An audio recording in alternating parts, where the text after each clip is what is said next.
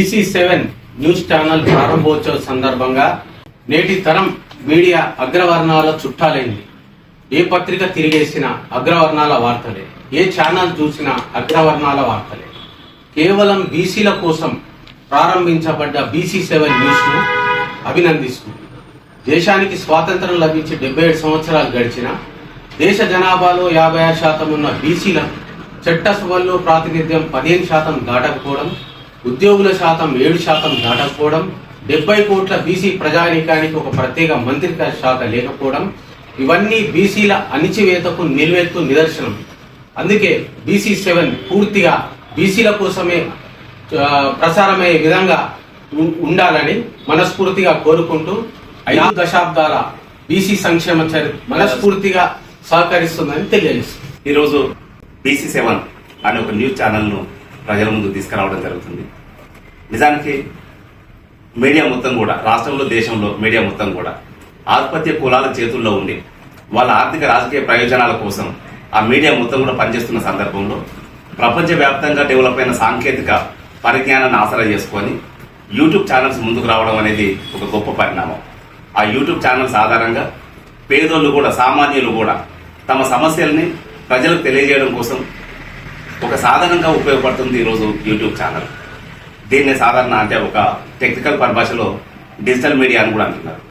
Digital media అనేది ఈరోజు ప్రజల కోసం, ముఖ్యంగా శ్రామిక వర్గాల కోసం సీరియస్ గా పనిచేస్తున్న సందర్భంలో BC7 అనే పేరుతో ఒక డిజిటల్ మీడియాని తీసుకురావడం అనేది అభినందనీయం.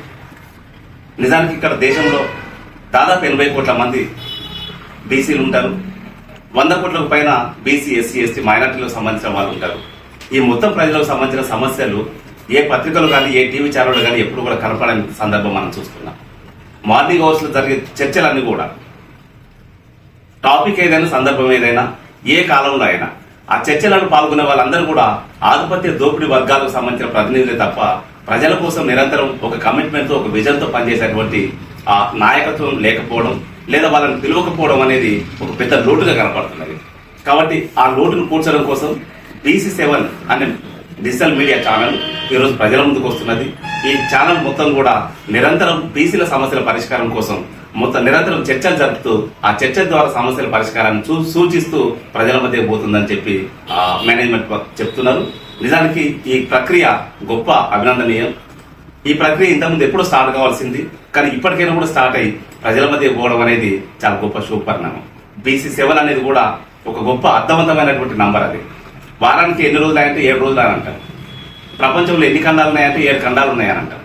అంటే ప్రపంచవ్యాప్తంగా చూస్తే 7 ఖండాలు, అంటే విశ్వవ్యాప్తంగా ఉన్నటువంటి అనేక సమస్యల పరిష్కారం కోసం విశ్వవ్యాప్తంగా ఉన్నటువంటి ఆ మొత్తం వార్తలను ఎప్పటికప్పుడు చూపించడం కోసం ప్రయత్నం చేస్తూనే నిరంతరం ప్రజల మధ్యలో మేము ఉంటామని చెప్పడానికి ఈ 7 రోజులను లేదా 7 నంబర్ని ప్రామాణికంగా తీసుకొని రిజిస్టర్ చేయడం జరిగింది.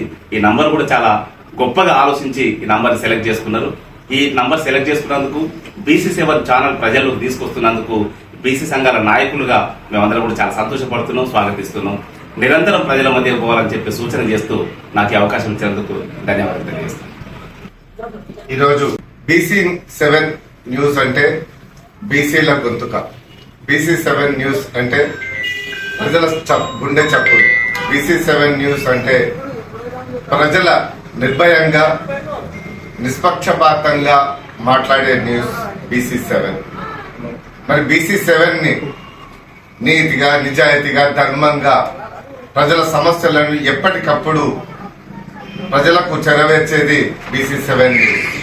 BC7 న్యూస్ ఈ రోజు ప్రజలందరూ చొరవతో ప్రత్యేక సమస్యలను ముందుకు తీసుకెళ్తూ విద్య, ఉద్యోగ, ఆర్థిక, రాజకీయ పరంగా ఏ సమస్యలున్నా BC7 న్యూస్ ప్రజలందరికీ కూడా చేరవేస్తుందని ఒక నమ్మకం. ఆ నమ్మకాన్ని మరి BC7 న్యూస్ వ్యవస్థాపకులు నిర్భయంగా నిజాలను చూపించే విధంగా ముందుకు వెళ్లాలని, అదేవిధంగా BC7 న్యూస్ వ్యవస్థాపకులకు ధన్యవాదాలు. BC7 న్యూస్ ఈరోజు శుభముహూర్తంన రథసప్తమి రోజున కరెక్ట్ 12:20 ఈ యొక్క BC7 ను స్థాపించారు. వీళ్ళు బీసీ హక్కుల కొరకు, బీసీల యొక్క సంప్రదాయం కొరకు వెలుగుబాటగా నిలుస్తూ బీసీలను ఒక విధంగా ముందుకు తెచ్చే విధంగా యూట్యూబ్ ను నడిపిస్తూ ముందుకు సాగాలని కోరుకుంటూ ధన్యవాదాలు తెలియజేస్తున్నాను.